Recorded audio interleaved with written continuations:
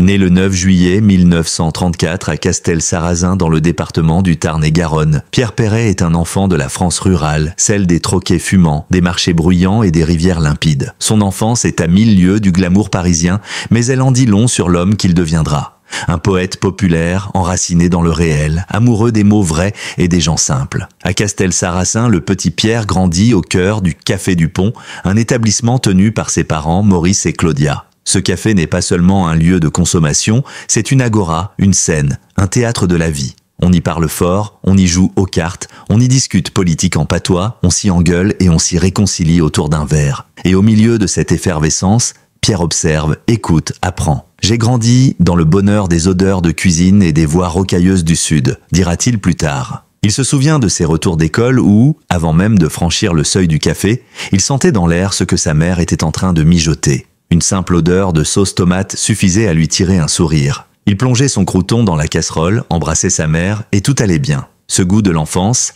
à la fois olfactif et affectif, marquera durablement son œuvre. Car chez Perret, chaque chanson est comme une petite scène de bistrot, pleine de dialogues, d'accents, de tendresse et de sel. Mais tout n'est pas que douceur. À l'école, Pierre découvre une autre réalité, la brutalité de l'autorité. Il est confronté à un instituteur cruel, adepte des corrections physiques à la règle de métal. Une violence banalisée à l'époque mais qui le traumatise. Un jour, excédée par les blessures infligées à son fils, Claudia entre dans la classe et frappe le maître d'un coup de la fameuse règle. Elle a failli le tuer, racontera Pierre des années plus tard, avec une émotion encore palpable. Ce geste de protection maternelle devient un acte fondateur. Il comprend que la justice n'est pas toujours dans les institutions, qu'elle peut aussi venir d'un sursaut d'amour et de courage. Loin de se refermer sur lui-même, le jeune Pierre développe au contraire une sensibilité exacerbée à ce qui l'entoure. Il absorbe tout, les accents chantants du sud-ouest, les tournures idiomatiques, les jurons fleuris, la gouaille des habitués du comptoir. Son oreille devient un capteur de la langue populaire. Il ne le sait pas encore, mais ses sons et ses rythmes formeront le socle de son œuvre future. À 14 ans, son destin bascule. Il entre au Conservatoire de Toulouse avec l'enthousiasme d'un jeune homme avide de savoir. Il y apprend le saxophone, la diction, la déclamation. « Je voulais tout goûter », dira-t-il. À 19 ans, il décroche le premier prix de saxophone.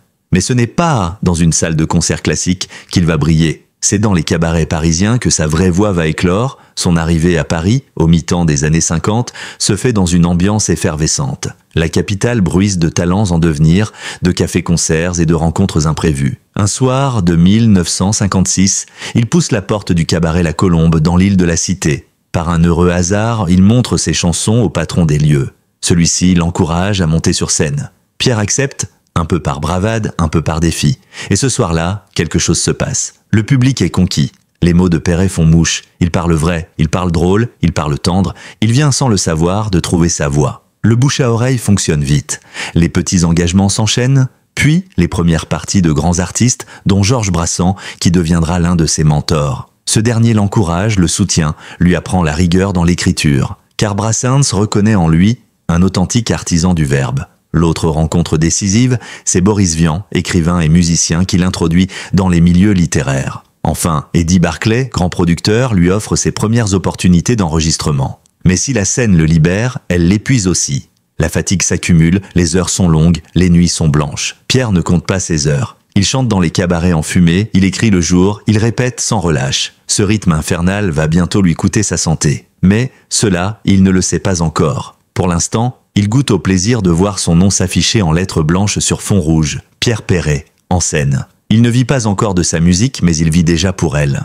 Et derrière son sourire en coin, ses chansons légères et ses jeux de mots, un regard plus grave se forme. Car si Pierre Perret fait rire, c'est peut-être aussi parce qu'il connaît la douleur. L'enfance, avec ses parfums de ragoût, ses éclats de rire et ses colères de bistrot, est aussi une terre d'ambiguïté. Une matrice d'où émergera un artiste à la fois tendre et lucide, drôle et profond. Un homme qui, toute sa vie, portera en lui le souvenir d'une mère protectrice, d'un père taiseux, d'un village qui parle haut et d'un instituteur violent. Un homme forgé par le réel et qui fera de ses chansons des fragments d'humanité. À peine quelques années après ses débuts timides sur la scène du cabaret La Colombe, Pierre Perret devient l'une des figures montantes de la chanson française. Sa voix légèrement traînante, son accent reconnaissable, sa diction impeccable et surtout son humour singulier lui ouvrent les portes d'un public large, populaire, fidèle. Nous sommes à l'aube des années 60, et déjà ces textes font mouche. Le torboyau, les jolies colonies de vacances, le plombier, ou encore Mon petit loup, s'inscrivent dans une veine à la fois tendre, drôle et sociale. Mais bientôt, un autre titre viendra cristalliser autour de lui une polémique nationale.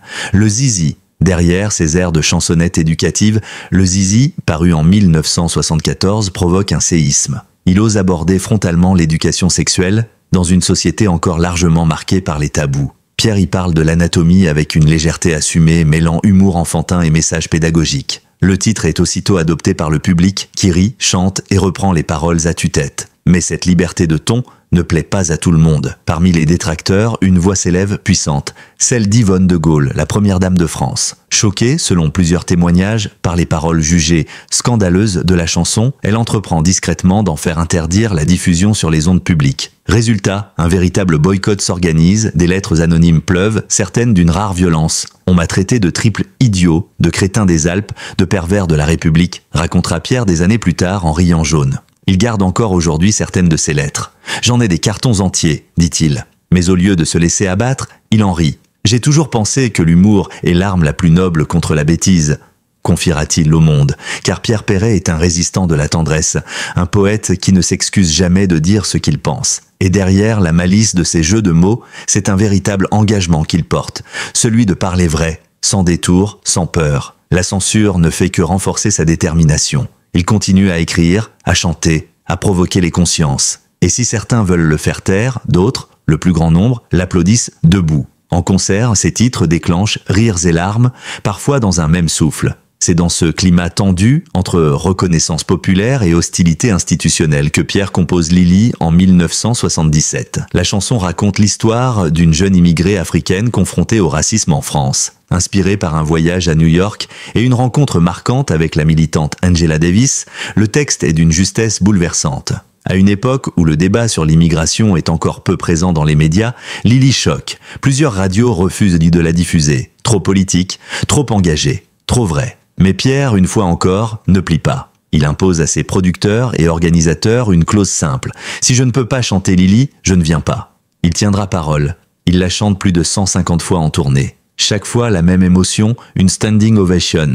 Car la chanson touche une corde universelle, la douleur de l'exclusion, l'aspiration à la dignité, l'envie d'être reconnue. Des décennies plus tard, Lily est intégrée au programme scolaire, apprise par cœur par des enfants de 10 ans. Une revanche éclatante sur l'ignorance et la peur. Dans l'ombre de ces chansons légères se cachent toujours des messages profonds. Derrière les rires provoqués par le plombier ou le zizi, se nichent des critiques de la morale étouffante, des institutions rigides, des hypocrisies de façade. Pierre Perret, loin d'être un amuseur sans arrière-pensée, est un satiriste tendre, un observateur du monde, un écrivain du quotidien. En 2005, il décide de raconter son enfance dans un livre bouleversant, Le Café du Pont. Dans cet ouvrage autobiographique, il revient sur ses racines gasconnes avec un mélange de gourmandise et de mélancolie. Les marchés de village, les discussions au comptoir, les parties de belote endiablées, les secrets de grand-mère, tout y est. Un éditeur, pourtant, lui dit en lisant le manuscrit « Vous n'en vendrez pas 14, c'est pas comestible ». Résultat, plus de 100 000 exemplaires vendus en un mois. La preuve, une fois de plus,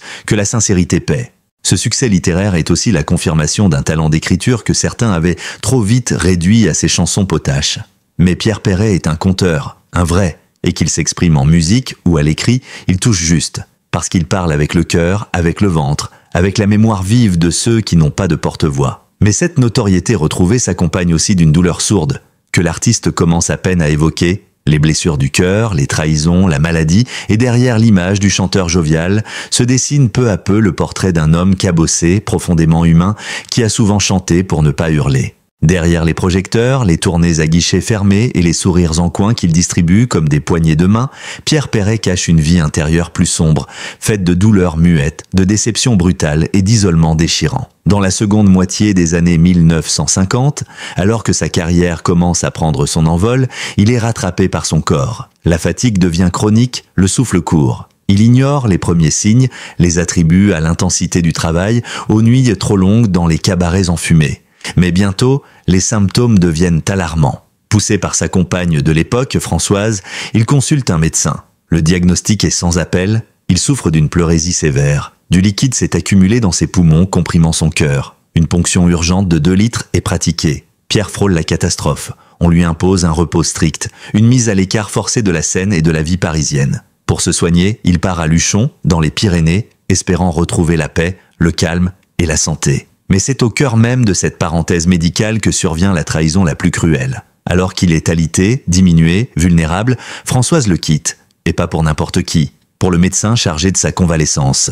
Cette trahison intime, presque irréelle, l'anéantit. Il l'avait aimé, il partageait 4 années de vie, de rêves artistiques, de débuts communs. Et en un battement de cœur, tout s'effondre. Malade, trahi, isolé, Pierre se retrouve au bord du gouffre. C'est dans ce vide, dans cette douleur nue, qu'il commence à puiser une nouvelle forme d'énergie. L'homme brisé va peu à peu se reconstruire. Transféré à la maison de convalescence de Saint-Salvadou, il y passe 7 mois. 7 mois de silence, d'introspection, d'écriture aussi. Il couche sur papier ce qu'il n'ose dire à personne, il gratte ses peines, transforme la douleur en poésie. Ce séjour, bien que difficile, lui sauve probablement la vie. Il se répare à petits pas. Le 9 juillet 1960, jour de ses 26 ans, il est déclaré guéri.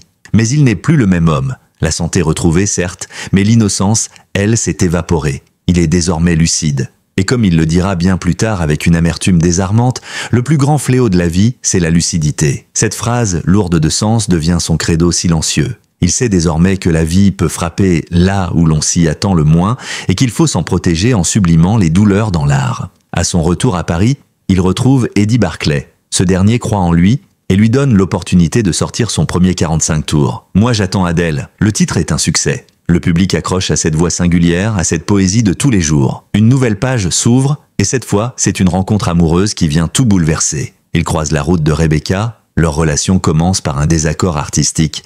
Elle ne partage pas son enthousiasme pour une chanson, mais très vite, leur duo se transforme en une évidence.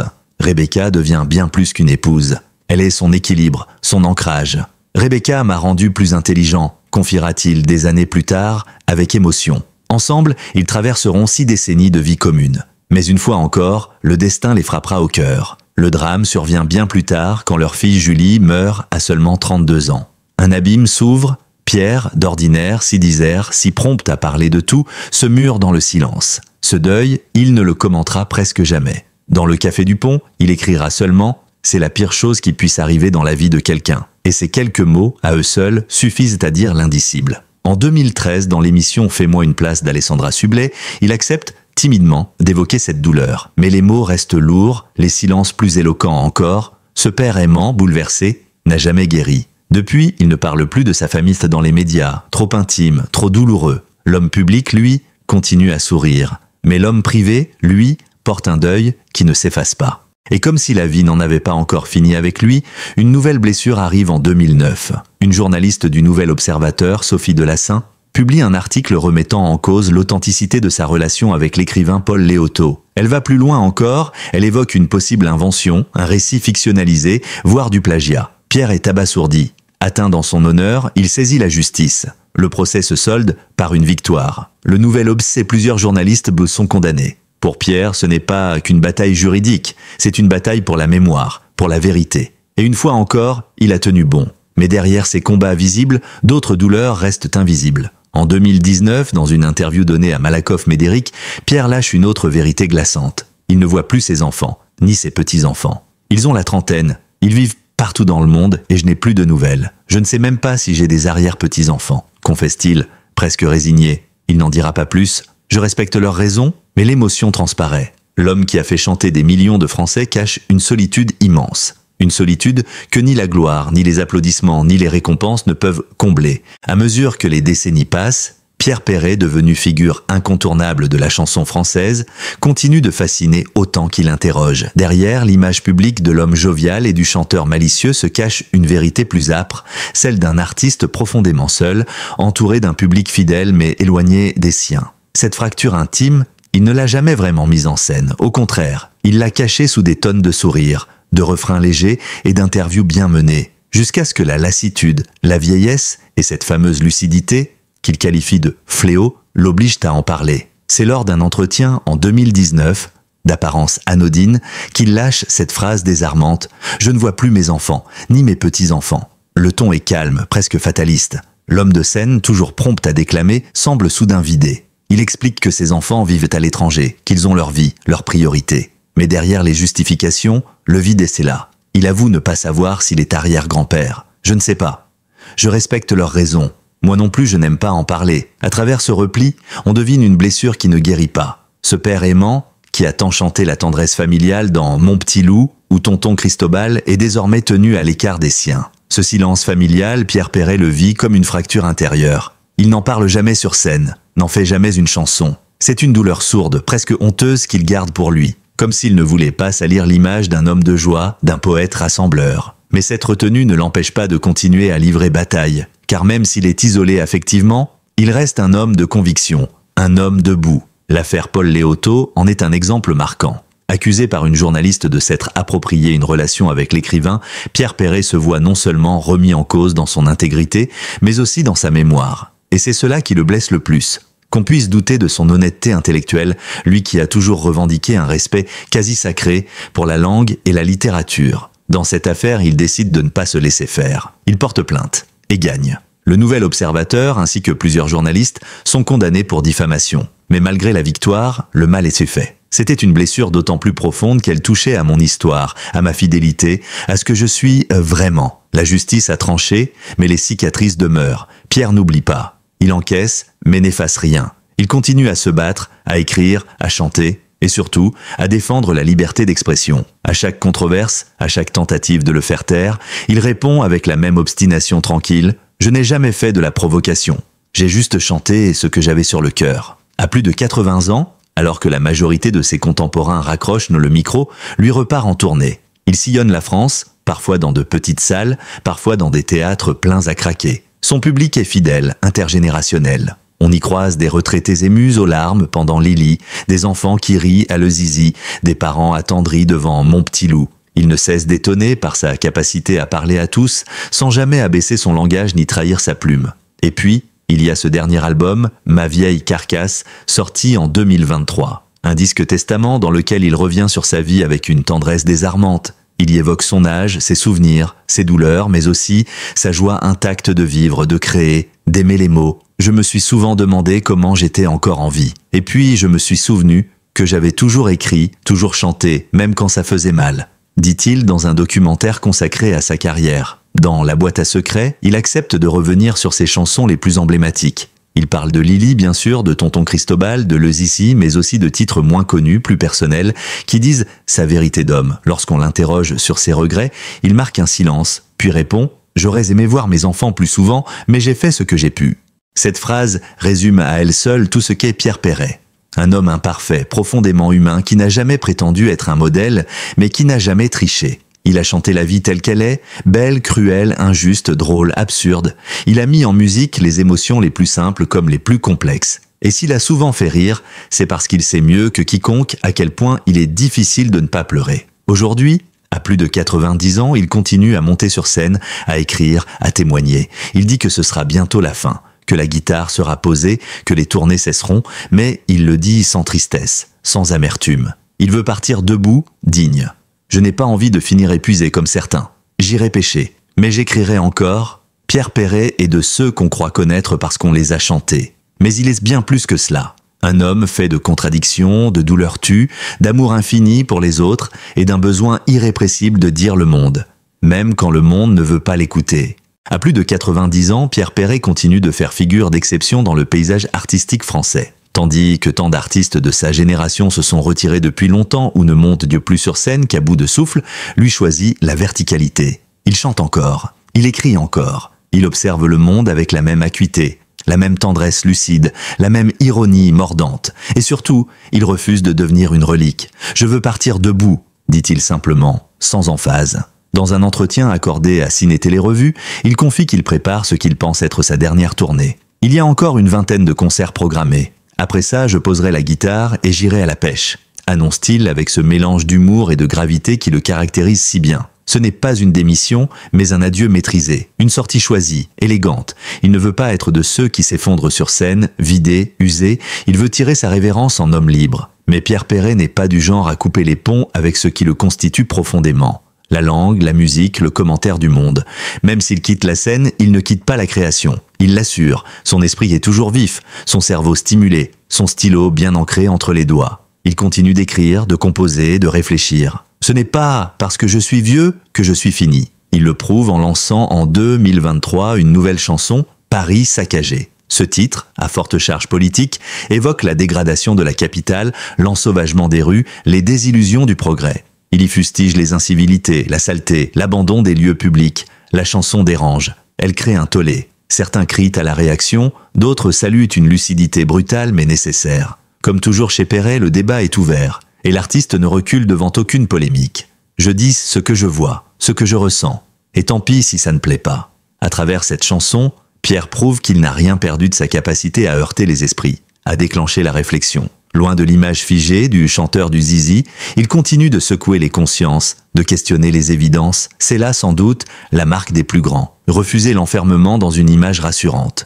Pierre Perret reste un homme libre, libre de choquer, d'émouvoir, de provoquer, mais surtout d'être fidèle à lui-même. Ses chansons sont désormais étudiées à l'école, fredonnées dans les maisons de retraite, rééditées en vinyle ou en intégrale. Il fait partie du patrimoine vivant, une expression que lui-même trouve amusante. Le patrimoine, ça pue un peu la naphtaline, non ? Lance-t-il dans un éclat de rire. Mais ce qu'il incarne dépasse les titres, à la mode ou les hommages officiels. Il incarne une mémoire collective, une manière d'être français avec tendresse et irrévérence, d'aimer son pays tout en le critiquant, de pleurer ses blessures sans renoncer à rire. Avec plus de 500 chansons à son actif, une centaine d'histoires racontées, des centaines de milliers de spectateurs conquis, Pierre Perret laisse derrière lui une œuvre immense, protéiforme, inclassable. Il a chanté l'amour, le vin, l'enfance, le racisme, l'oubli, la solitude, la vieillesse, les femmes, les cons encore, et surtout la vie. Une vie faite de hauts et de bas, de douleurs tues et de joie chantée. À l'écouter parler de son parcours, on sent poindre une certaine fatigue, mais jamais de regret. « J'ai passé ma vie à lutter contre le désespoir », dit-il. C'est peut-être pour ça que j'ai écrit autant de chansons gaies. Et cette phrase résume mieux que tout le mystère Perret. Ce mélange de clarté et de pudeur, de blessures profondes et de légèreté joyeuse, il ne s'est jamais excusé d'avoir été sincère. Et c'est ce qui fait de lui un artiste unique. Il laisse aussi un enseignement, un message, une forme d'éthique discrète mais puissante. Vieillir sans renier ce que l'on a été. Créer sans céder aux modes, aimer sans mesure et dire les choses, même les plus dures, avec poésie. Pierre Perret n'est pas un monument figé. Il est une rivière en mouvement. Et tant qu'il aura une plume à la main, il continuera de tracer son sillon, d'écrire des refrains qui font rire et réfléchir, qui chatouillent et qui blessent, qui soignent et qui réveillent. Aujourd'hui, il ne sait pas s'il a des arrière-petits-enfants. Il ne voit plus les siens. Il confesse ses douleurs sans s'apitoyer. Il monte sur scène une dernière fois, là peut-être. Mais il reste dans l'esprit des Français, ce poète au regard malicieux, à la voix qui caresse et qui pique, à la plume trempée dans le vin rouge, la sauce tomate et un peu de larmes aussi. Un homme qui a su dire les choses sans jamais se trahir. Un homme debout jusqu'au bout.